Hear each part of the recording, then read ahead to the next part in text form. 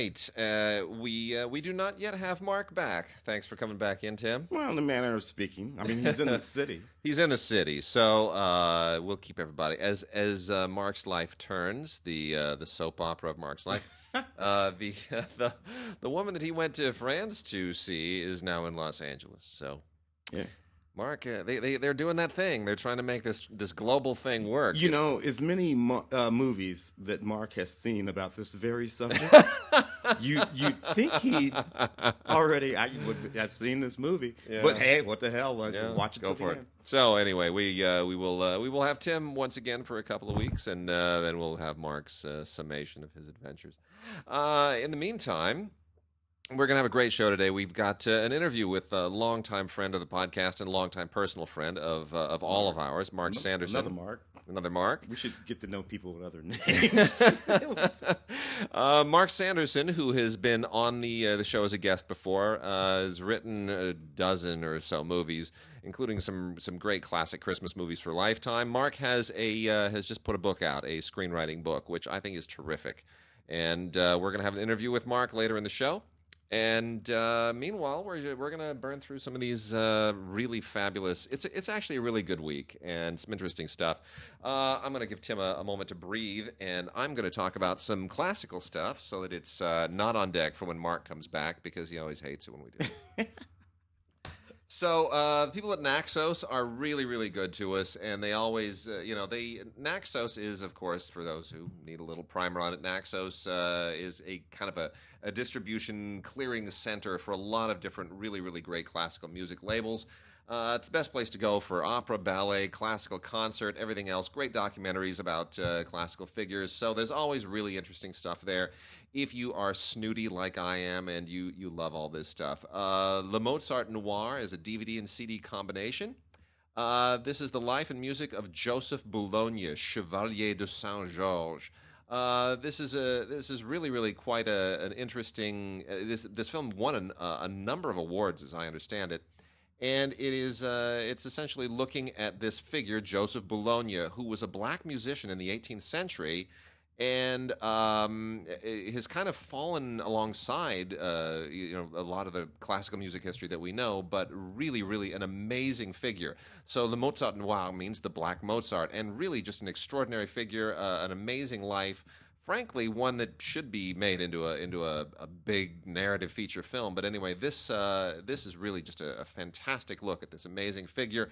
Includes some on the CD some of his very best work, and it's really amazing. So Joseph Boulogne, Chevalier de Saint-Georges, really an amazing story. Definitely check it out. The Mozart Noir. The only issue is I wish there were a Blu-ray of it, because it's a really good combo.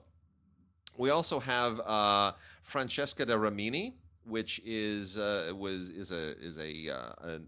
ballet, kind of a dramatical ballet that is performed in 2 acts, and that is from the Festival Ballet d'Itria. Don't know what it is, don't understand it, but it's actually interesting. It's a little more modern than my taste normally would prefer, but it's good. That's the world premiere recording. We have a couple of Blu-ray audios too. We don't get these very often, but Jan Gunnar Hoff, Stories is the name of the this is a Blu-ray audio and hybrid SACD, Super Audio CD, which we don't get a lot of. And then there's Jens Harald Bratteli. The album is Vers la Lumière. This is all really good modern classical stuff. Again, maybe a little bit too modern for some of my tastes. A little bit veers into the electronic as well, but for people who like that kind of thing, very interesting. On DVD only from the C major line is Opern Gala. This is a big kind of opera highlight potpourri performance.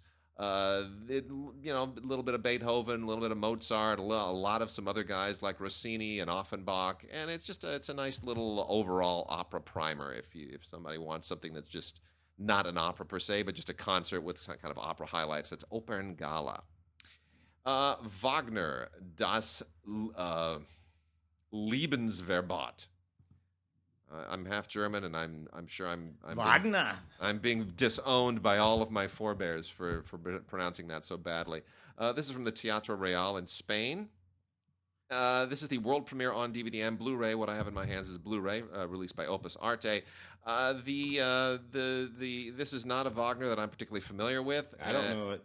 I don't either. I know the Ring and The cycle. the cycle. I know, and I've seen Tristan and Isolde. Tristan and Isolde. Yes. Years ago, there was a big Tristan and Isolde performance. Gosh, this must have been like 15 years ago or something. And my wife took me to see it. That was my birthday present, and we spent 6 hours at the Dorothy Chandler Pavilion. 6 hours at the Dorothy Chandler, seeing that perform, probably still better than the James Franco Kevin Reynolds film.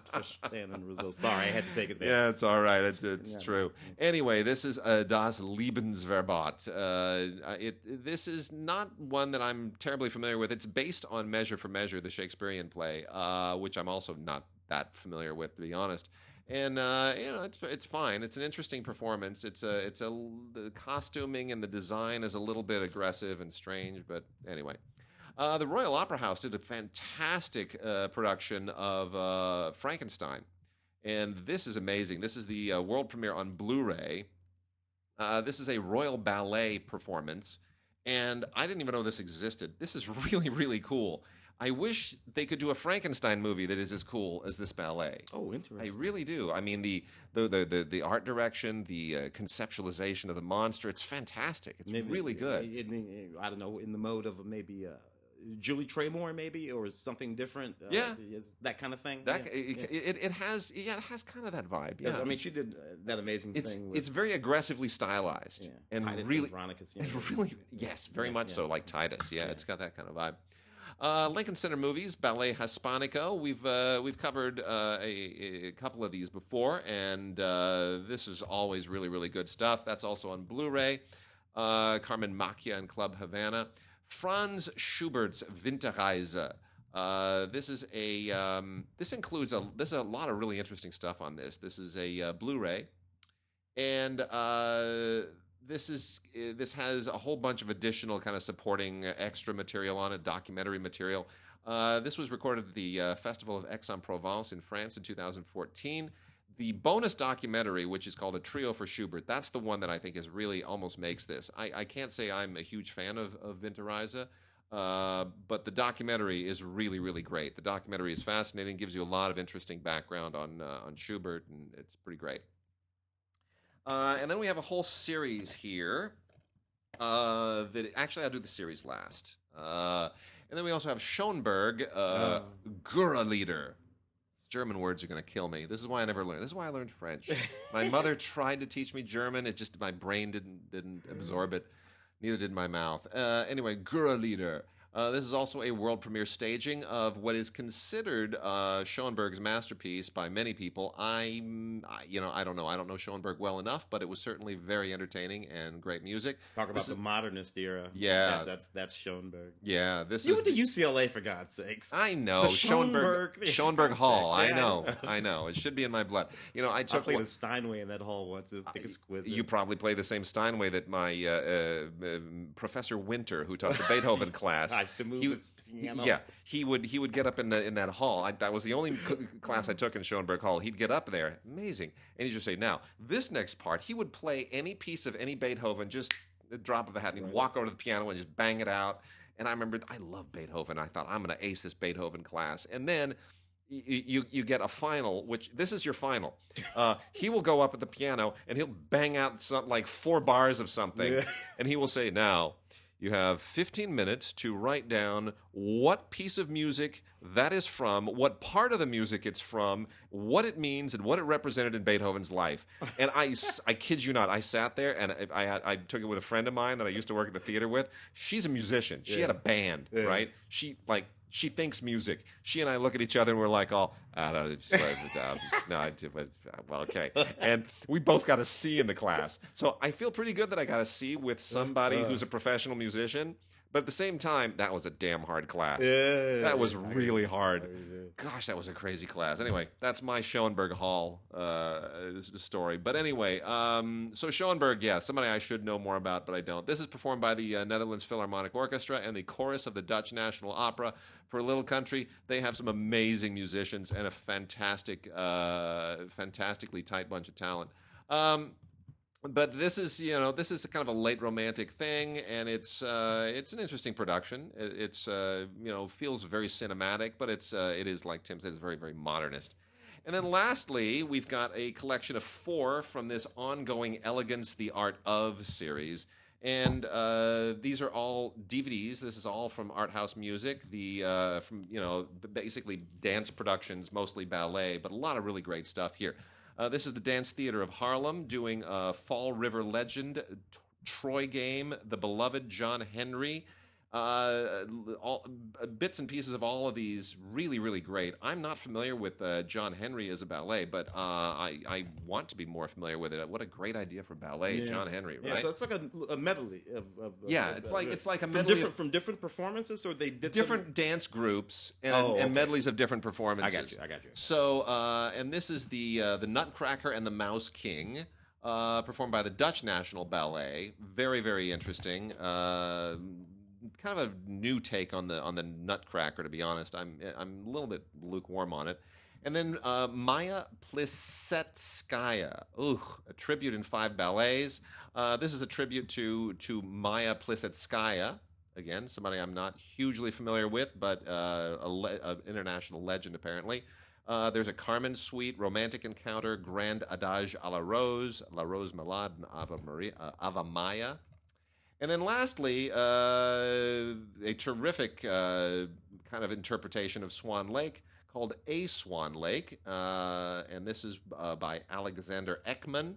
And this is done by the Norwegian National Ballet and the Norwegian National Opera Orchestra. Again, a small country with some amazing talent. So that's all very beautiful. And those are all on DVD. So thanks again to the people at Naxos for sending us some really, really great DVDs and Blu-rays.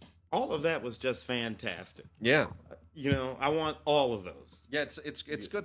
It's not stuff you want to necessarily, at least if you are in my shoes. It's not something you sit down and you watch just beginning to end. But it's nice to have kind of running in the background. Oh yeah. When I'm doing other work, throw that on, dude. Let it kind of fill the house. I am. Yeah. I have 15 screens. Ambience. It's an ambient sort of thing, even if the sound is down. Yeah. All right, let's dive into some new stuff. The first one's Hidden Figures there. Yeah, we got a 4K of Hidden Figures. All kinds of wonderful things to say about that movie. Yeah. Most of them having to do with the movie itself. It's a very good movie. Yep. It's insanely entertaining. Mm-hmm. A film, and then it's the work that film has done in the culture over the course of the last year and a half or so. Yeah. So very, very good movie. Some really, really neat performances. Octavia Spencer rightly nominated for supporting or something, whatever. Yep. And the score, one of the songs nominated. All good, very good, excellent. More important, is that this film revealed this history of these hidden figures, right? Yes. And I've only recently come to not hate that stupid title. Because I really don't like it. It's like that movie that's in theaters now, Their Finest, about the British. Terrible title. And I really felt that was a terrible title. But, I've come to get my heart wrapped around it. Yeah. That DVD is full of all kinds, the Blu-ray is full of all kinds of stuff. We got some interesting, a lot of 4K stuff today, and the new movie section, we're gonna wrap out with another 4K, which I'm gonna keep under wraps because it's a big deal, and it's gonna dovetail into something else in a very interesting way. So there's a method to our madness today. But in terms of 4K, I think this is the kind of movie that needs to be on 4K. It's really richly, beautifully shot in that classic Hollywood style. It's very lush, very colorful, captures the period beautifully. It's classic 3-point lighting, right? It's all that stuff, and that really gives it a texture that 4K benefits from. The HDR, the 4K, all of that stuff really, it really gives it that cinematic look. You really, really feel the richness. Beautifully done. Good extras on here, mostly featurette stuff, but there's some deleted scenes, which I thought was interesting, and a good audio commentary with the director, Theodore Melfi, and Taraji P. Henson, who kind of became the voice of the movie at a certain point. Did you notice that? Yeah. Taraji sort of became the movie's spokesperson during award season. Yeah, interesting that given that she was not one of the nominees during that period. So I think maybe the Golden Globes or something. She might have been nominated over there. I really can't remember. But there she was out there. Yeah. Sort of. She get the SAG Awards. She gave the acceptance speech when it won Best Ensemble. It is important that that film, along with Moonlight, which Yeah. we talked about a while ago, but it did as well as it did. It moved a big chunk of the culture Yeah. forward, the Hollywood culture anyway, Yeah. the culture writ large actually forward, both about black folks in mainstream cinema, Yeah. about women in mainstream cinema, Yep. about women in history. It's just so, dude, so much that movie was doing better, more than just being a good movie. And I was on Film Week. We talked about this, and I'll tell you what I said on Film. What I said on Film Week was I watched this movie, and I feel like this is clearly a movie that's written and directed by white people. This is like a black story is told by white people, and it felt like that to me. At the same time, who am I to judge? Because everybody loved this movie. What you said was true. I wasn't on that. Yeah. I'm always listening. Yeah. What you said was absolutely true. You could say the same thing about that James Brown movie, Totally. which was a popular movie, Totally. but it didn't resonate in the same way that this one does. Or go back to the other one, Octavia Spencer was in the Maid movie. No, The Help. The Help. You know, that kind of Which I know you and I are both lukewarm on. about these things. But this movie, because of the subject matter of the movie, right? These people, zero condescension in this movie. True. And I got to tell you, my boy Kevin Costner. Yeah. He's great. He's Isn't fantastic. he great? He's fantastic. And over the arc of his career, I'm going to do this piece. I'm going to call it Kevin Costner, movie star for the proletariat. For his entire career, Kevin has been playing these everyday guys, these Yeah. blue collar. Kevin's from Compton. Yeah. Kevin Costner is a homie. Yeah. And what it is that showed up in his movies over, even his Robin Hood, which is retarded, but right, he plays Robin Hood as like Yeah. a homie. Yeah. I'm just down with the people. And where I started to come down on Hidden Figures and realize that I'm kind of out of the loop with our friend Tina, who Tina's a really kind of a seminal figure. She was one of the first black women on soap operas, Yep. daytime television. Tina Andrews went on to become a very successful screenwriter. The Sally Hemings miniseries, Jackie Onassis miniseries, Why Do Fools Fall in Love? Yeah. So Tina has a miniseries coming out now through Amazon. So Tina is a significant figure, and Tina went nuts for Hidden Figures. And I thought, okay, so if I, as a white man, look at this and say, okay, this feels like it was done by a white guy, that's a legitimate feeling. But at the same time, if Tina, as a woman who's a pioneering black woman in her right, sees this film and connects to it, not my place to say that this film is missing something. What you said is correct. So I have to acknowledge that what you said is actually right. This film is unequivocal. You sit down and watch this film. All black people who sat down to watch this film, everybody, this film made by a white dude. Yeah. It's insanely obvious. It's just that's not a problem. Yeah. You never cared about that. Never made any difference whatsoever. Except to Spike maybe once that one time. that one time. But he was wrong. That's not so much the issue. Content is the issue. Yeah. Treatment of content and character is the issue. But anybody can get at it.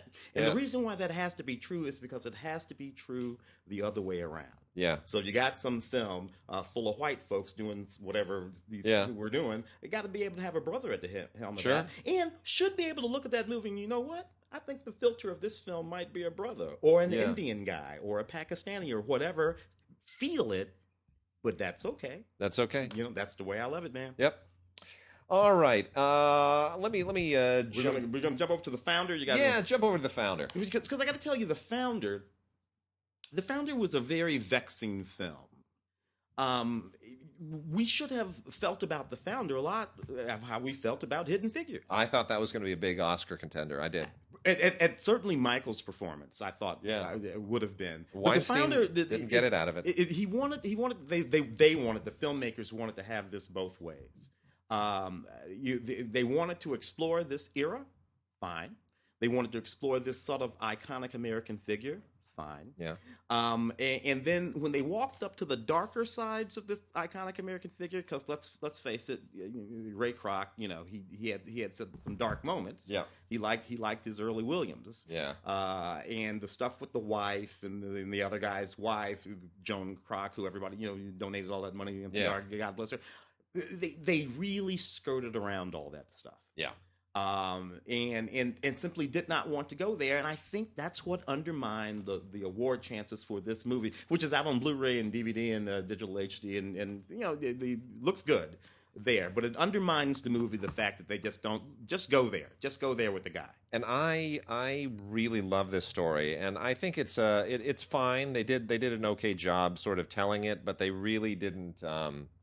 They didn't pull out all the stops like I thought they might. But still it's informative. It's a good story. I'm glad somebody told it. But it's enjoyable. But I think that in this day and age, it would have been okay if they had just decided to actually go there. Did you see Split?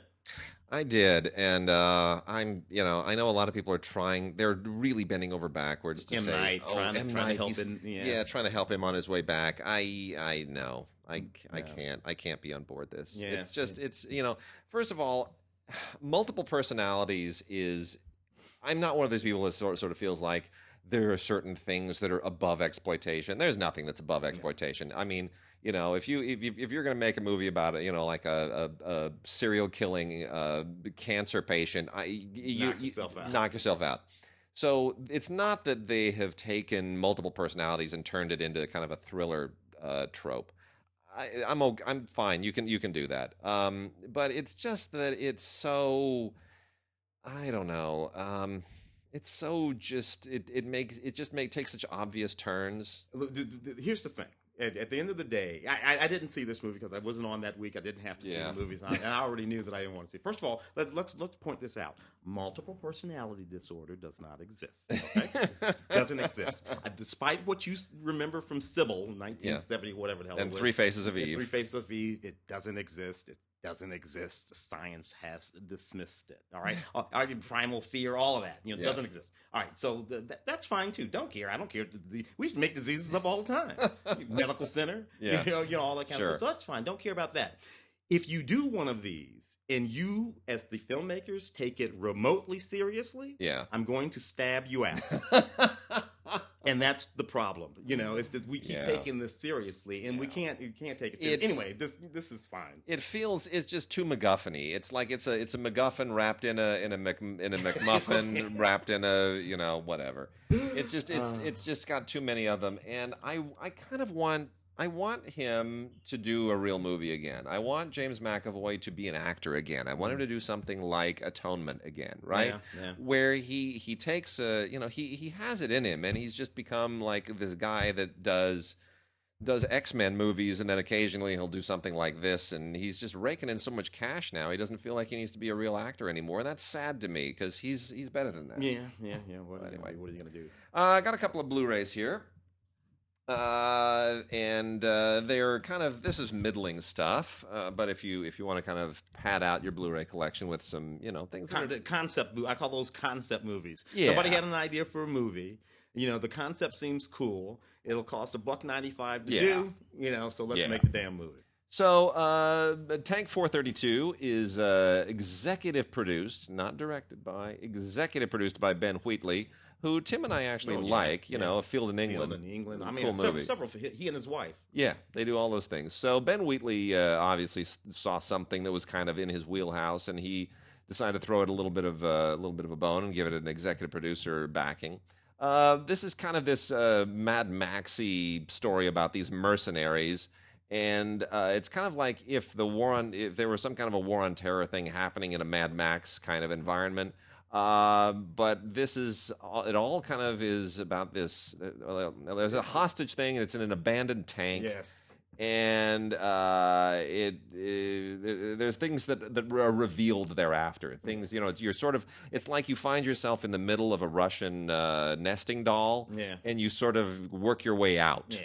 And I won't give you any other details about that, but it's not bad. Not much of it happens too far from that tank. Yeah, but it's interesting, and it's Nick Gillespie, who wrote and directed it, is a guy who will do something very, very interesting when somebody gives him a bigger budget. But it's an interesting little movie to check out. Tank 432 on Blu-ray, and then Punching Henry, which has some interesting performances in it, mainly from J.K. Simmons, who's doing a lot of interesting stuff, and Sarah Silverman, who shows up in this as well. This is on Blu-ray. And it is not as funny as it thinks it is. But Tig Notaro is in it, and she is supposed to provide that sort of comedic thing Yeah, that she. and I don't really know Tig Notaro. He's a comedian, Yeah. sort of a bright, sort of self-evasive, very revealing sort of comedian. Yeah. Wrote a book or something about her, all kinds of horrible things that happened to her. Well, this is a little bit of a little twist on Whiplash. J.K. Simmons is this TV producer who's going to try to turn a comedian into a reality star, and there are a lot of inside jokes. It's very meta. It's got people like Doug Stanhope show up and Sarah Silverman, as I said before. People that you have who have some recognizability. It's probably means more to stand-up comics and people in reality television than it would to your average person, but it's got some there's some nice little insights to it, so it's not bad. What do I got over here? I got Walking with the Enemy. Oh my gosh, this thing. Yeah, Ben Kingsley's in it though. Ben King's. This is a oh gosh, I saw this so long ago before they.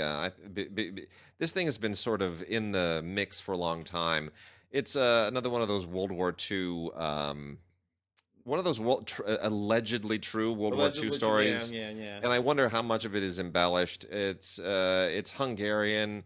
Takes place in Hungary. Ben Kingsley plays, the president of Hungary, who sort of is dealing with Nazi occupation and trying to hold his country together, and even while it's occupied and all this. And the Ben Kingsley stuff has nothing to do with the rest of the main story. Like a little thriller that's going on in the background with the guy disguised as the Nazi guy. Yeah, and he's disguising himself as a Nazi in order to sort of guy, it's what it means. The Hungarian Jew disguising himself as a Nazi in order to sort of undermine the. Anyway, it's a bit of a silly story. It doesn't really hang together very well. I question just how much of it really is based on fact and how much they embellished. But the whole posing as a Nazi thing has been done a few times before, and it's usually it never really rings true. Yeah, it never really does. Quentin used it in his, exactly. People, it's freaking Hogan's Heroes. You throw on some Nazi uniforms and you speak with a German accent, and you're gonna get a pass. I don't think so. You must be one of them. It just doesn't quite work. And then I got a thing here from Breaking Glass called Actor Martinez. This is by Nathan Silver and Mike Ott. I don't quite know how to describe this. It is it's kind of a film within a film, one of those things about a guy who's a computer technician who gets wants to be a movie star, and he gets a couple of filmmakers to put him in it. And it's a little bit more acerbic than it probably should be, but it's kind of funny at the same time. I wasn't quite sure how to sort of swallow the tone of this. It's very artsy. If that sound, I don't know, man. It's kind of, it's got a weird vibe to it, and it reminds me in some ways of what was the Ernest Borgnine, the old Mistress. Oh, Mistress. Remember Mistress? Oh, yeah. It feels like Mistress, only not funny and more, maybe a little more vinegar, a little more bitter, a little more cynical about the business. Anyway, Actor Martinez.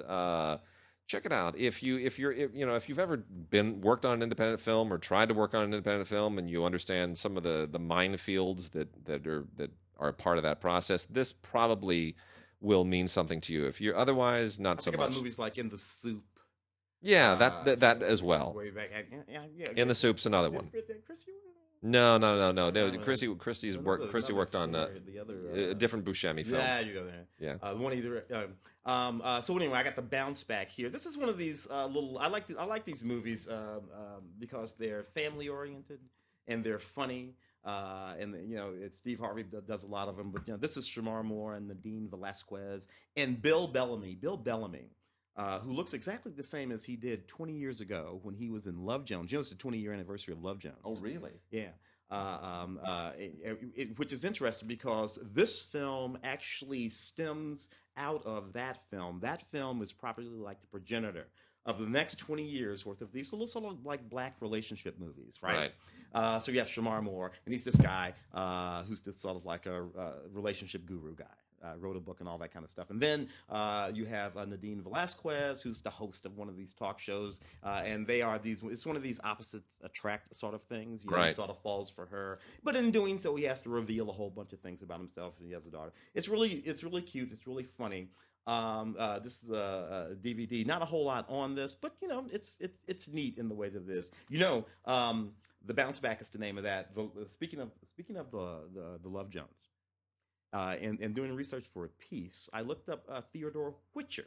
Right, Theodore Whitcher, you know, wrote and directed Love Jones. Yeah. You know what else Theodore Whitcher wrote and directed? Nothing. Literally nothing. If you look him up on the IMDb, That's sad. you will see he wrote another movie that he didn't direct, and then you know, fairly decent movies. Forrest Whitaker and some people in '98. But basically, Love Jones, 1997, quintessential movie. Theodore Whitcher wrote and directed it, and nothing else. A buddy of ours, Sherman, did a Denny's commercial with Theodore Whitcher. He was so who knows? Maybe he just decided, you know, making commercials to make more money. But it's super duper weird that the writer-director of a film that iconic did not direct anything else. Fascinating. That happened. Those one-hit wonders happen every once in a while. It's for all kinds of reasons, but it's weird. Anyway, The Bounce Back is the name of the movie I was talking about. Let's see what else we got here. Mad Families. Charlie. So my good boy Charlie, who I've known for a long time, Charlie Sheen. You know, here's the thing. I haven't actually seen Charlie in a number of years. Last time I saw him, when he went to television, that was like when I haven't seen it. I saw him at some press events when he was still making some movies. And then he went to TV and became ridiculously highly paid. And then his life, like, he torpedoed his life. And I just wanted to reach out there and just say, dude, come on, pull it together. But he's kind of pulling it together. So the anger management show didn't really pan out after that whole two and a half men thing blew up, and his tour and his, you know, we went on just all that deep end stuff, winning. But he's now in this straight to DVD movie, which may be kind of a career correction for him, and I don't think it's terrible. Mad Families is not particularly a great movie. It's kind of it's like a second tier Adam Sandler type movie. Well, Fred Wolf. Yeah. Who's a Saturday Night Live writer, director guy, wrote Joe Dirt and all that. Yeah. So, I mean, here's the idea. It's basically, it's like Caddyshack at a campsite. Is that a fair way of maybe describing this? Yeah. You know, people who just or any of these movies, like Neighbors is another one of these, where you take a domestic situation. The last place you expect to necessarily see a full-on war is between neighbors or on a golf. Well, this is a campsite, which is the all-American place where people get together and, you know, are supposed to be friends and neighbors. And in point of fact, that does not happen. It's 4th of July holiday. And this is a camping spot in the weekend, and it just turns into this crazy competition between families that just gets completely out of hand. Charlie's funny in it, still got his chops. Leah Remini's in it. She's been in the news a lot lately. Efren Ramirez, very funny, from Napoleon Dynamite. So, yeah, I mean, it's as far as straight-to-video productions go, this is you know, you could do worse. So I give it a pass.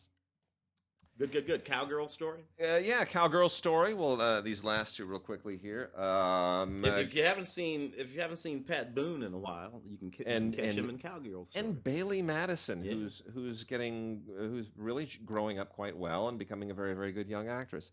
This is just a girl and her grandfather and a horse. That tells you everything you need to know. Pat Boone's the grandfather, and the horse is the horse. And it has a little war angle, right? Well, her parents, both of her parents are away in the Afghanistan, war. right? It's got a sort of for a little contemporary news relevance, but otherwise it's still, you know, it's about a girl and a horse, and that's ultimately, and all those movies. Hurt yourself making a movie about a girl. As far back as what was the Elizabeth Taylor thing? The Black Beauty, American. What was it? It's American something. Yeah. Anyway, that's when it starts. Anyway, it's about a big black horse and a girl.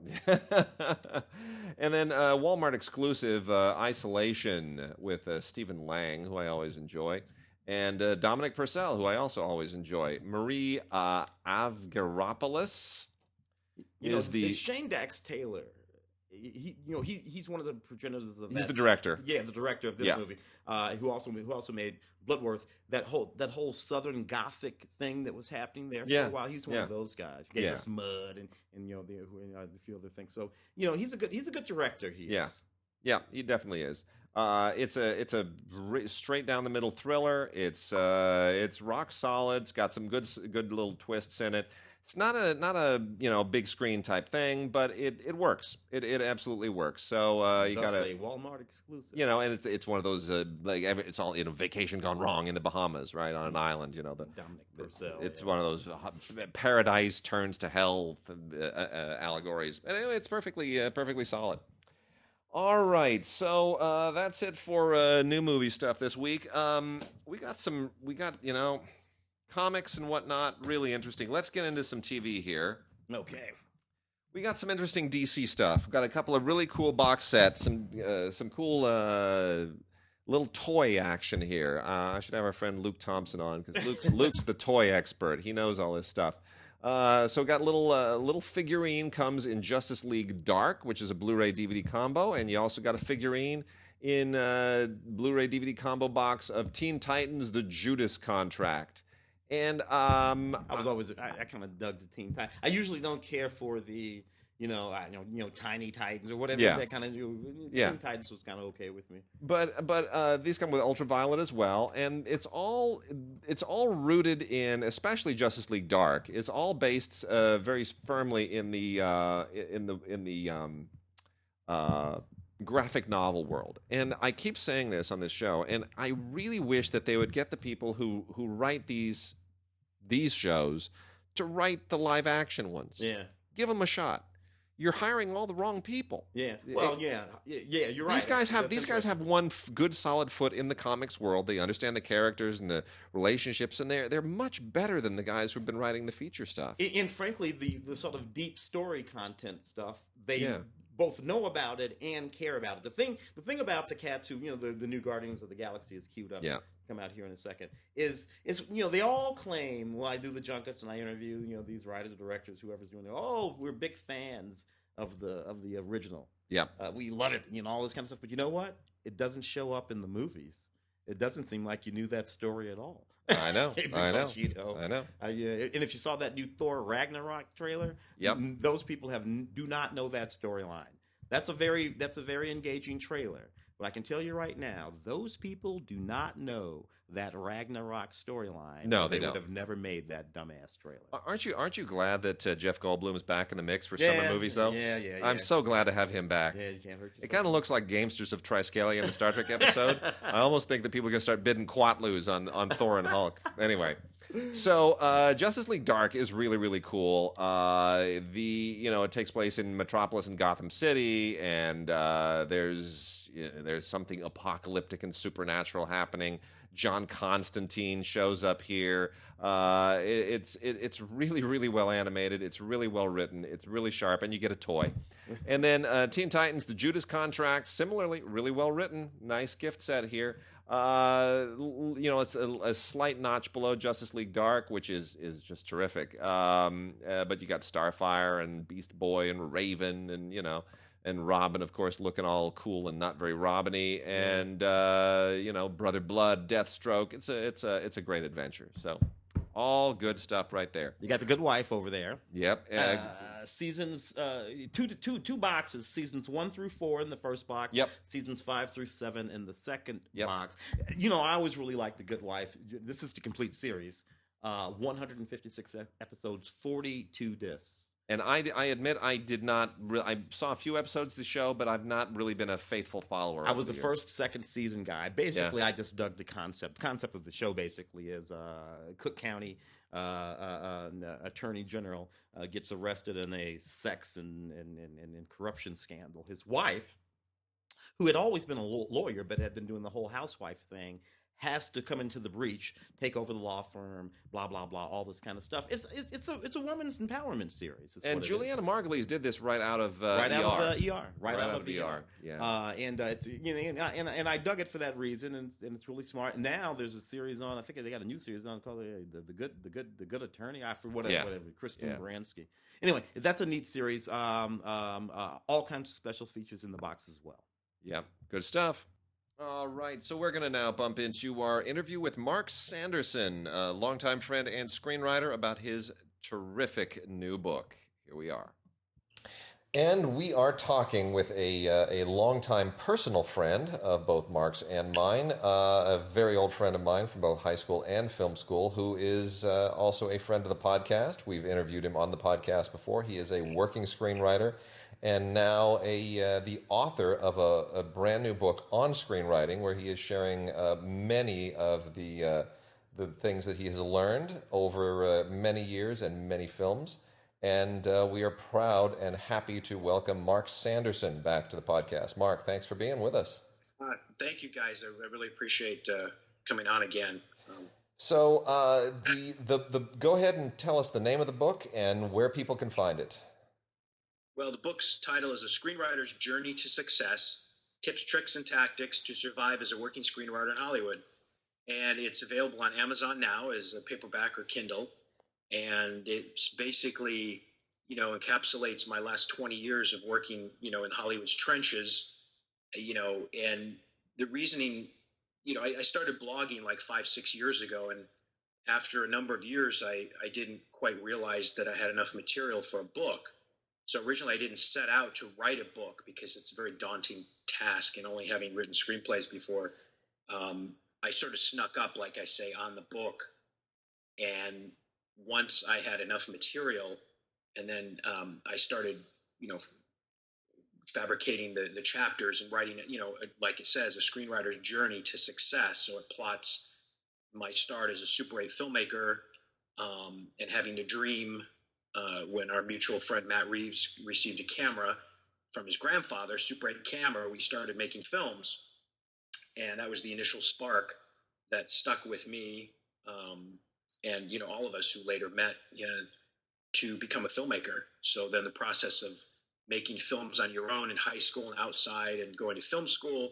And then, of course, I thought I'd have, outside of UCLA film school, a 3-picture deal walking out. Here's your diploma and here's your deal. And so for me personally, it was about 6 years out of film school before I had my first professional, minor success, but my first door that opened that I was actually paid as a writer. And that particular spec screenplay I sold took about 7 years from the time that I started writing it to when it actually the cameras rolled. So it's been a long journey, as each project has its own life, And that first script, that was I'll Remember April with Pat Morita.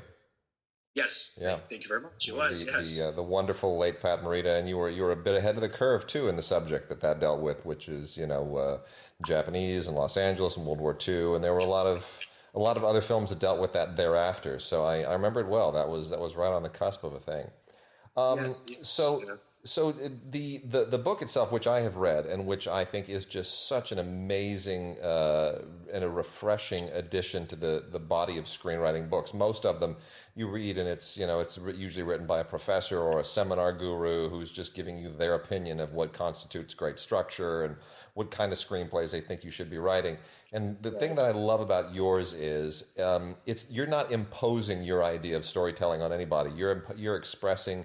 You're basically giving them coaching in what it takes to bring out the best writer in them, to sort of find who they are as a writer, to develop the work ethics and the strategies necessary to make whatever it is that they write successful. And that's something I haven't read before. So talk a little bit about sort of philosophically where the book comes from for you. Yeah, you're exactly right about that. I didn't, far be it for me to tell anybody how to write a screenplay. I've read all the gurus' books, and then, taken pieces from here and there, and then my own philosophies. So I didn't want to write a book like that. It would have been actually boring for me to say, oh, you must open with this. I thought my particular skill set is more in the survival in the trenches, and going back, with there are stories in the book, but it's not just about, like a memoir. It opens with how I got my start. My family was not in the film business, so there was no nepotism there. I had to actually, claw and, learn and, do whatever to try to make what success I've had. But, it's also inspirational, because a lot of times people were reading either tweets and they always would say, which I like, is that, I give a realistic approach, but I'm always optimistic, right, and hopeful. And so I think I've run into a lot of aspiring young screenwriters, and they think, they're just going to write one screenplay and it's going to, set the world on fire, and they'll have a, career, fame, fortune, and glory. And, I try to say in the book from my own stories, and, also going back, I had a writing partner at one point for 7 years, Andrew Raperto, who you know. And I had to go back at him and say, remember those meetings that we had, those crazy, and a lot of times he wouldn't remember things, and then I would spur his memory or mine, and going back to those, using those as examples. So the disciplines that I've learned, I say, well, here's a scenario that it actually was useful in, or I learned a lesson from that meeting, so it's that kind of thing.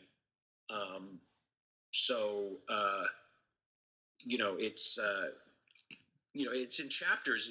I tried to write it as a journey, truly. So it goes through, the screenplay, and it talks about the work, and the daily life of a screenwriter. Call to duty in the depths of hell. I mean, you're going to be the person at 2 a.m. trying to figure out why the script doesn't work. Yeah. That the producer has unleashed upon you. And also the thing about assignment work, you're not going to sell specs your whole career. The one spec I did sell opened the door for, I just finished my 17th assignment. So that's the bread and butter of, working writers, is to be paid. Yeah. We all love our specs, and we want to, they're necessary. But I tell aspirants that your specs are your training tools, to learn how to not overwrite, and how to really nail a first draft. Don't make it a vomit draft where you're just throwing stuff at a wall, because you're not going to have that luxury when you do get a job. And I stress that it is a job. The romanticized image a lot of people have of the red carpets, and sometimes you're not even invited to, you're like, hi, remember me? I wrote the film. Oh yeah, right. I mean, I was at a screening once, and I was sitting next to the lead actors and eating popcorn, sharing with them. And the producer gets up, and this is a big theater, and he goes, we want to thank everybody's here. And he points out, blah, blah, blah. And, oh my God, they were so great. And he goes, so-and-so. And I was I'm going to be mentioned next.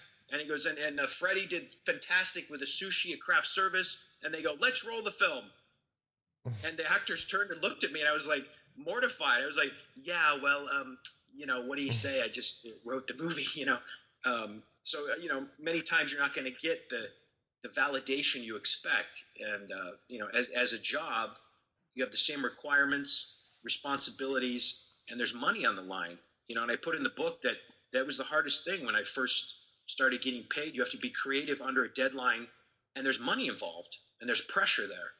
But after a while, you do rise to the occasion, as a working writer, and that's just the way it is. It's your job, You have a great story in the book as well.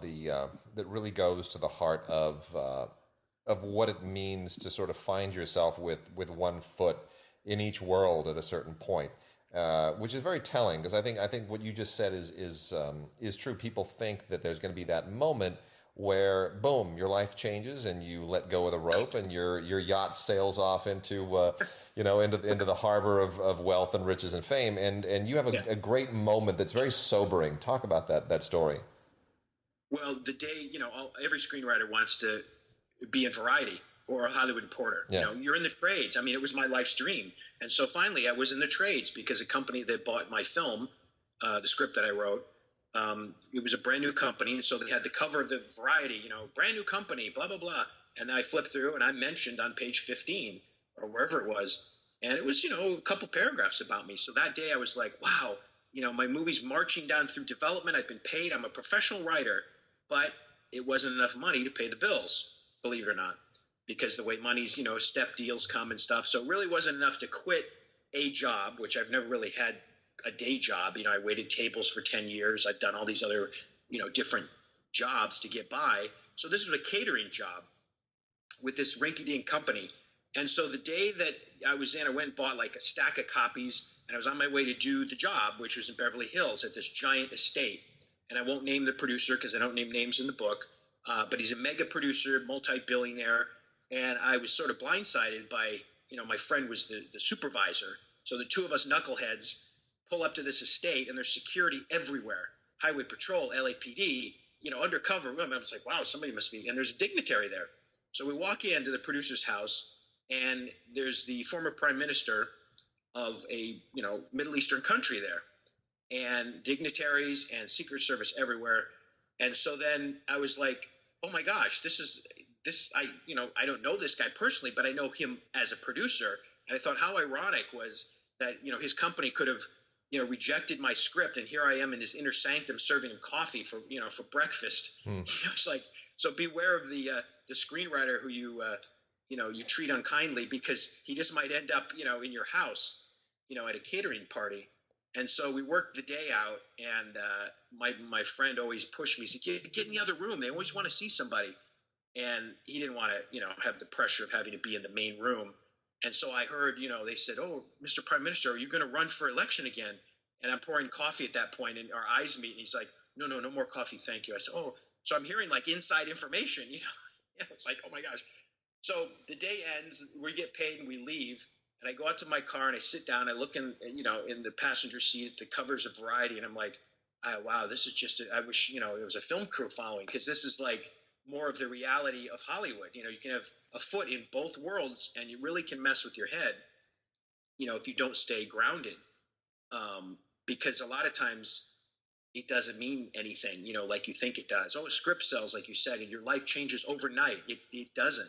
It means now you have to do it again and again to have a career, and you have to have people want to hire you and build those relationships. And that's a big point in the book. I talk about, relationships and networking and the professional work ethic. So, it's a long, and the book, I'm glad it's done. I don't say it almost killed me, but it was a long process to get right the way that I wanted.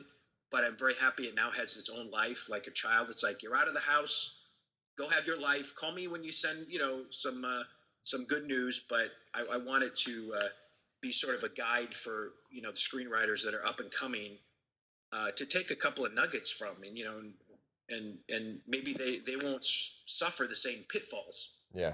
Which will always be out there. And also the attitude adjustment a little bit. So that's why I say there's a fine line between optimism, but a little bit of realism there with some anecdotal stories, and it goes right up to the point of today, so I wrote it up to the point of what's happening in my life today. So it still continues. Like I said, at the end, it says fade out the end of the book, but my journey continues, Well, there are so many great bits in there, and the thing that really struck me the most is the importance of work ethic and really committing yourself to doing it. Because I think I know we both know so many writers who treat it as kind of a casual thing. Well, I'll wait until the juices flow. I'll see if I'm kind of feeling the vibe, and then I'll sit down. I'll write for 3 hours.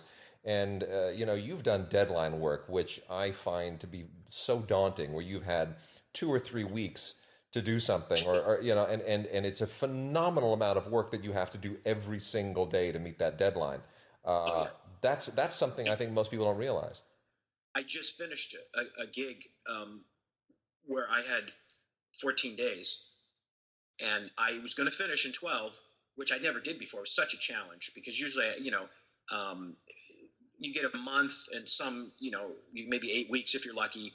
But boy, if you're not training yourself when you're doing your specs, and you're like, I can just do a page a day and one next week, that's why I say, if you're writing specs, keep on that schedule as if you did have a boss that was going to, you had a deadline, because boy, you're right. 14 page, one day I did 14 pages, which is a big undertaking. It's full day of writing. So it's like when you're a runner as well, like I am, and you have to build up your endurance. You just can't get out there and run 8 miles. Yeah. And it's the same thing, I think, with writing. you're going to have to sit down and be able to focus uninterrupted for a long period of time when it's your job. Yeah. That's why a lot of writers have offices away from their house, because they don't want the interruptions. It's just you and the blank page. And like I say, we're all equal. I've written 33 scripts. This one I just turned in was my 33rd feature. And I still am humbled by the craft. That's what I put in the book. Never think you're bigger than the craft, because you will be humbled by Hollywood and the craft of screenwriting, because there's still things to know every time out. It makes it easier, sure. You can you know your way around the house, but there's always a piece of furniture that's there. Suddenly the lights go out and you're like, oh my gosh, you have to rely back. Sometimes it's funny because I start freaking out and stressing out, and someone told me recently, said, hey, you should really get this book. And I go, oh yeah, what book's that? And they go, well, it's, and they started, baiting me. And they go, oh, you mean my book? And they go, yeah, you're not following your own discipline. I go, yeah, I forgot it. I fell out of, Well, it's a terrific book. It really is, and it's a good read. And Matt was very kind and wrote you an introduction for it too, which is perfect. Pretty great timing with Planet of the Apes coming out right on the heels of the book. J.J. Abrams too, and Brian Trenchard Smith, a veteran director, and that's why I talk about those relationships with those people. The directors I've worked with have become friends and mentors. And besides the company that hired me, and I met them through the producer, we've gone on to pitch other things together. And, I worked on Bitter Harvest, which was out recently, as a production consultant. And, you never know where it goes. That's why it's so important to keep those relationships. Well, Mark, thank you so much for talking to us. I hope I know a lot of our listeners will take this to heart and give us the title of the book once again, available at Amazon. Yes, A Screenwriter's Journey to Success: Tips, Tricks, and Tactics to Survive as a Working Screenwriter in Hollywood. And of course, they can look up your name, Mark Sanderson. Yeah. That is S-O-N. We will urge them to do so, and we'll get a link on the podcast as well. Fantastic. Again, thanks, guys, so much for having me. Terrific. Thanks, Mark. All righty. There it is. Mark Sanderson, Screenwriter's Guide to Success. Mark. And it's another different Mark. Another Mark. It is, and it is a really good book for all the reasons that we talked about. So Mark is a working screenwriter. Yeah. He's a guy who is a journeyman working screenwriter. Yeah, and it's all the stuff that he talked about in the interview, which is that you don't go out there and just sell specs all the time. You get assignments. Yeah. He's kind of like from the old school of guys back in the day, because a lot of cats, they are wherever they are, they live wherever they live. They bang out some screenplay, pick up Sid Field or whatever the hell. Yeah. And bang out some screenplay, and they think, oh well, I got that now, and well, you know what? Most of the people in this town who make a living as a screenwriter do it on the strength of the stuff that they've written before, that's been made into films, stuff like I mean, he's a working screenwriter. Anyway, let's get back into some TV stuff. Got a couple of really cool British titles here. One from Acorn, Agatha Christie's Witness for the Prosecution, which is, this is an Acorn TV original done for the Acorn TV streaming service.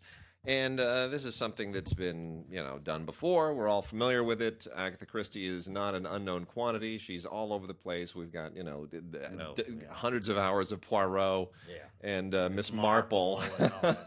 But this is really, really good. I think they did a fabulous job. Really interesting casting. Toby Jones and Kim Cattrall. Yeah.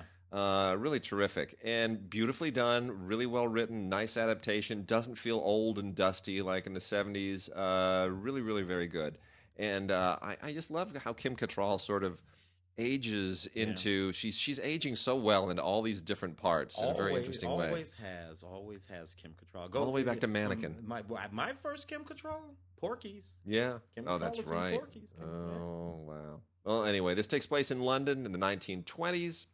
And Kim Cattrall is the victim of a murder, and next thing you know, we're stuck in a whodunit, and it's all really, really stylish and just very clever and very nicely done. It's this is a particularly long. This is over 2 hours long, but it doesn't feel that long. It really breezes by. It's really 2 episodes. Yeah. Julian Harold did that. Right. Kinky Boots. Yeah, that's right. Who did we interview for you and I interviewed? Oh, did we interview Chewiddle? That's Chewy. That's we interviewed Chewy. Yeah. And then the complete second season of Home Fires, which is part of PBS's masterpiece, and this comes over as yet another great World War II era British television series. They just there's no end to them, and this is just really, really great. There's a touch of Hope and Glory as a TV series in this a little bit, which is great. Anything to do with the home front in the UK during World War II, during the Battle of Britain and all of that stuff is really, really great because it had just this tremendous... Mrs. Miniver, it kind of begins this genre in some respect. Stalwart women standing... Women and holding it down and men who didn't go to fight, who are maybe too old or too young, whatever the case is. The whole British home front during the Battle of Britain, really great stuff. And they do such a good job. Production value is top-notch. Continues to be a great show. Home Fires, complete second season. Really, really great cast on this, too. Francesca Annis, for crying out loud. Just such a lovely actress. Outstanding. Are we going to pop over to a couple other ones? Yeah, let me mention real quickly another Acorn series. This is season 2, part 1 of 800 Words, which is kind of gaining some popularity. This is not British per se. This is Australian. Takes place in Sydney, and it's contemporary, present day. But this is a good show and getting better. Actually, I don't know why we're separating season 2 into different parts. I have to inquire with the Acorn people and find out what prompted that. But because that's an American thing that's really annoying. But still, this is really good. The whole thing here is about Australia, New Zealand guy who used to work in Australia. He's moved to New Zealand, and he was he's a newspaper columnist and trying to sort of have start his life all over after in the wake of tragedy. Yeah. Anyway, so that's there's a lot of really great down under stuff culturally and otherwise, and I think this is really sharp. So it's also very explicit. It like as shows from Australia and New Zealand tend to be. So yeah. Just be prepared for that. You're going to see some things and probably enjoy some things. I love it. Anyway. And then Silicon Valley. Now that's an interesting series. Whatever. I started watching Mike Judge. Yeah, a big Mike Judge fan, of course. What's most interesting about this series, just about everybody who has worked on this series, all those series regulars have gone on to do something else interesting, be it an independent film or another series or probably just about every one of them. Anyway, it's a funny series, relatively speaking. This is the complete third season.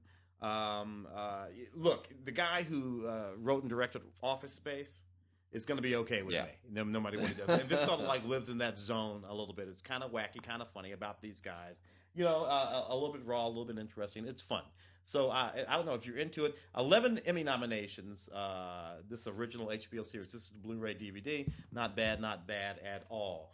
Mars. I don't know if you've been watching this one, the National Geographic. I have series, not. Mars. I've been meaning to. It's the Ron Howard thing, right? Yeah. An interesting sort of undertaking. I like the idea. Don't particularly like the series. I like all of the sort of documentary style cutaways, right? So this is the first mission to Mars. Is what's going on here. Brian Grazer and Ron Howard doing this for the National Geographic. It really is astounding looking. That's for sure. The journey to Mars, where they're going to establish, this colony and all that kind of stuff. That's the less interesting part of this series. So whenever we're in the narrative stuff, the sort of movie-making stuff, less interesting. You think it would be the other way around. Now, when we're in the stuff that's basically quasi-documentary, talking heads and stuff like that, frankly, that stuff is fascinating here. It's the exact reverse of what you would think it would be from the director of Apollo 13. Right. You'd think he'd get the doc stuff wrong and get the movie stuff right. Here, the movie stuff, not so, I don't know, whatever. It's a little Martin, a little dark. That's one thing I don't like about it, particularly after having seen that Matt Damon movie. Yeah. Which was, despite all the thrills and everything like that, a pretty upbeat kind of movie. Yeah, surprisingly and funny. This is a real downer trip to Mars that these guys are taking. And it's all works out. And nevertheless, anyway, over 2 hours, a National Geographic series, Blu-ray. Mars.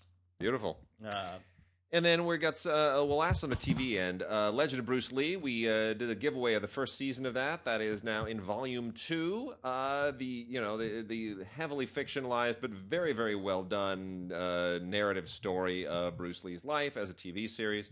This is from Welgo, and 3 discs in here carrying on the story of Bruce Lee in another 10 episodes, stretching it out a little bit more than it probably needs to. But you know what? I still think it's really, really good. Danny Chan is really a terrific actor to play the part of Bruce Lee. He does a really good job. And, sure, they pad this with all kinds of stuff in here that just really didn't happen in Bruce Lee's life. But it's okay. It's a good show. It's a good time. And 10 more episodes in The Legend of Bruce Lee. Can't go wrong with that.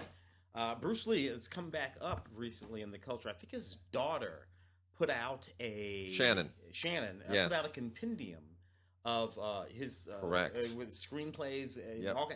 but all annotated with his own personal notes. Oh, that's great. He was sort of like working through all. I didn't realize that. Yeah, it was really little bits of haiku and all kinds of things that he wrote. Yeah. Okay, and we're going to get on to some classic movies and wrap the show out at that point. Got a few here from our Warner Archive collection. 2 DVD-Rs and 1 Blu-ray. The Blu-ray is such a treat. This is fantastic. This is the CinemaScope classic World Without End. Warner Archive on Blu-ray. Starring Hugh Marlowe and Nancy Gates. You ever heard of Hugh Marlowe and Nancy Gates? Probably not, because they were kind of, B-movie people. But, boy, CinemaScope, a CinemaScope B-movie sci-fi spectacular. This is just a riot, a stone-cold, hilarious riot, and in a really affectionate way. You didn't really use widescreen at the time on kind of B movies, but they did in this case, and what a lot of fun it is. It's from 1956, same year as such big epics as the 10 Commandments was 1956, Around the World in 80 Days. So you have the very, very first Mars mission here, which winds up turning into a time travel disaster, and they wind up in the future, and apes have taken... No, sorry, a different movie.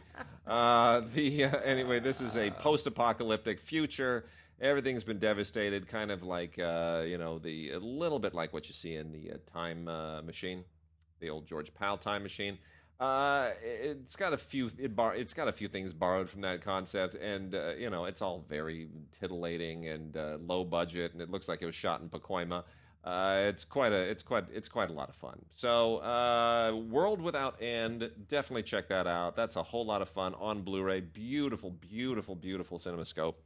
And then DVD-R releases include John Bowles and Jack Oakey, the great Jack Oakey, comic legend, along with Ida Lupino in Fight for Your Lady. Yeah. This is a lot of fun. Good old classic black and white kind of programmer where you is set in the world of wrestling. And, I always think of the Coen brothers... not the Hudson, Barton Fink. Barton Fink, thank you. Yeah, it's a Wallace Beery wrestling movie. Need a Wallace Beery picture. Wallace Beery wrestling movie. What do you need? You got Wallace Beery wrestling. What else do you need? It's fantastic. So anyway, this is literally one of those movies. It's set in the world of wrestling, and it's a lot of fun. It's a programmer. Not don't expect a ton out of it, but it's a lot of fun. And then this is the one I really thought was great. Miriam Hopkins, Joel McRae, and Fay Wray in The Richest Girl in the World.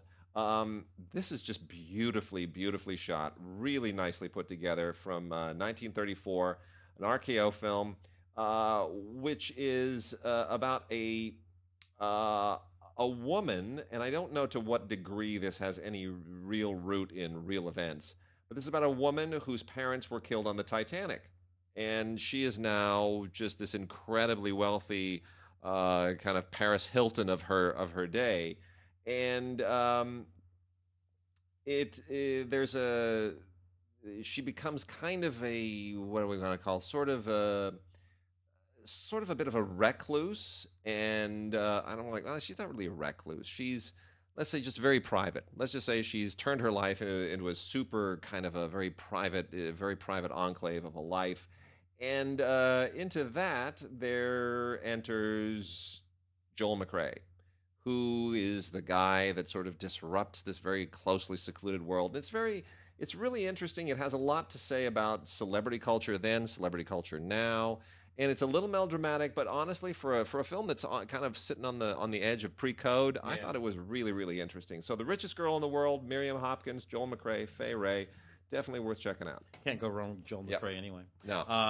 The Handmaid's Tales. This is 1990. This is one of the first films that I covered, did a junket for. Oh wow! Yeah, Harold Pinter's adaptation of Margaret Atwood's sort of futuristic dystopian novel in a future where most women are infertile. And the late Natasha Richardson, Liam Neeson's late wife, played that character, Faye Dunaway, Robert Duvall. I remember that being a very good movie. Directed by Volker Schlondorf, who had done the Tin Drum. Yeah, 79, the year I graduated from high school, 79 he did that. And I remember that it's interesting in that a re-envisioning of The Handmaid's Tale is running now on one of the streaming services. I'm going to say Hulu, maybe. Yeah. But whichever. But the point of it is that this story, which was a feature film in 1990, adapted by Harold Pinter, exact same. Today, it's a streaming movie. Still, a wonderful sort of a turn for it, but it just goes to show you where the media has moved over the last several years. Also, A League of Their Own. I got to tell you, anniversary edition of A League, 25th year anniversary. Man, oh man, oh man, who'd have thought? Madonna, Tom Hanks, Gina Davis, Lori Petty. Lori Petty's a friend of mine. This is a really extraordinary film, directed by Penny Marshall, who I'm going to put in the category, despite the fact that Penny had a perfectly fine career as a director, perfectly fine career. I'm still going to put her in the category of a woman whose career should have been bigger. Had she been a man, had she been her brother, for instance, who passed away, a year ago, 2 years ago, Penny's career would have been as big as his. The films that she made were that good. This is a really wonderful film, and what's great about it is it still plays today. You can pop this in, and it will hit you and it sort of sweep you away and be just as funny as it was when it came out back in 1992. Fantastic. And I'm going to do this one if you don't mind. No, do it. Tales from the Hood. Rusty Cundiff. So again, now you knew Rusty back then, didn't you? I knew. I worked on Fear of a Black Hat, which he originally shot, by the way. Rusty originally shot that film on VHS Did he really? tape. He shot that whole movie on VHS tape, brought that movie to a company I was working for at the time, a company called ITC. Such a funny movie. It was just hysterical. Some of the same cast that's in that. Anyway, the movie we're talking about is Tales from the Hood. I'm going all off on that. This is also a collector's edition. I think I know everybody in this movie too. Yeah, know him. Yep, know him. Know him. Okay. So but this was one of those first movies from that period. Yeah.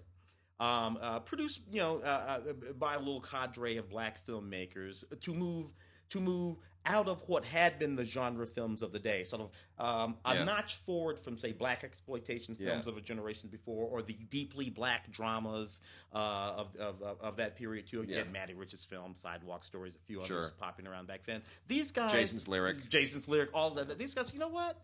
We're just gonna make a movie. It'll be iconic to the hood, but it'll be the kind of and they made this neat little movie. This has all kinds of stuff on it: a making of documentary, feature interviews with just about everybody, and audio commentaries and all that kind of stuff. Vintage featurette from back in the day. Tales from the Hood, not bad at all.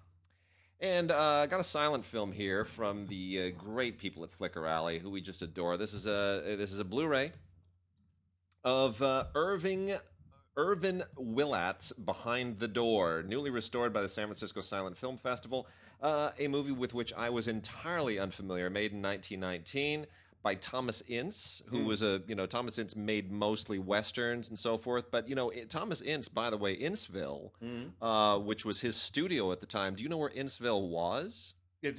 Where's the street in Hollywood? It's not in Hollywood. It's in Pacific Palisades. Really? Where the Self-Realization Fellowship is. Lake Shrine. Oh, yeah. With the monks and the whole thing. that was originally Innsville, where Sunset Boulevard meets PCH, the Gladstone's restaurant, and all of that stuff. And that, Inns is a street in Hollywood. I mean, it's it named is. after him. But... Well, Inns, actually, Culver City has Inns. That's where. Oh, that's in Culver City. That's where he eventually ended up. But Innsville, his big giant lot that was by up the sea, was in Pacific Palisades, I had no where idea. Lake Shrine and the Self-Realization Fellowship people are right now, where monks and birds and people go, and the whole thing. So anyway, and I'm assuming that some of this must have been shot there as well. Anyway, behind the door is a little bit of a mess, but it's interesting, especially now that we're in this 100th anniversary of World War II moment. Which, by the way, we were talking earlier, The Great War, which is showing on PBS, fantastic, great series. This stars a guy named Hobart Bosworth. Is that a great movie star name? Hobart Bosworth. Hobart Bosworth plays a guy who is because he is persecuted for being part German. Once war breaks out, he decides to go and enlist and prove what a great American he is. And he goes to sea. And at some point, somehow, his wife sneaks aboard his ship. I don't know how realistic we can really claim that to be. But then there's then you get in, there's like a U-boat, and there's all kinds of horrible stuff that happens, and it turns into a by the way, we are talking about Wallace Beery in wrestling. Yeah, Wallace Beery plays the U-boat German commander. A young Wallace Beery. Anyway, there was a young Wallace Beery. That's funny. Well, he doesn't really look young. He's he overacts like crazy. But anyway, this is a really very interesting film. Obviously not one of the all-time great silent films, but in context, really a very significant film. Definitely worth checking out, especially on Blu-ray. The restoration is just beyond gorgeous, and there are tons of bonus materials here that are just perfect. The film was re-edited for Russian audiences. They include that cut on here. And there are outtakes, which are kind of amazing. And then most importantly, there's Kevin Brownlow remembering Irvin Willatt, which is an interview with Kevin Brownlow all about the career of Irvin Willatt and why he's an important figure, and one that I didn't even know about. So Brownlow, really an amazing guy. And I owe a huge debt to Brownlow as well, because Brownlow helped me sort of try, unsuccessfully, unfortunately, but sort of put me on the right path to track down the 2 silent films that my father acted in. Wow. So I do owe him. He is a wonderful man. And then getting down to the very end here, House, 2 stories. This is the original House and the second movie, House, the second story, along with The House Companion, which is a book. So this is all in a nice big boxed set from Arrow Video, who keeps doing really interesting work resurrecting exploitation films and cult films. This is from RLJ as well. So everybody had a little foot in this. But looking at the House movies again after the fact, I still have mixed feelings. I got to be honest. I get why they were popular, but I don't know. They still feel middle 70s.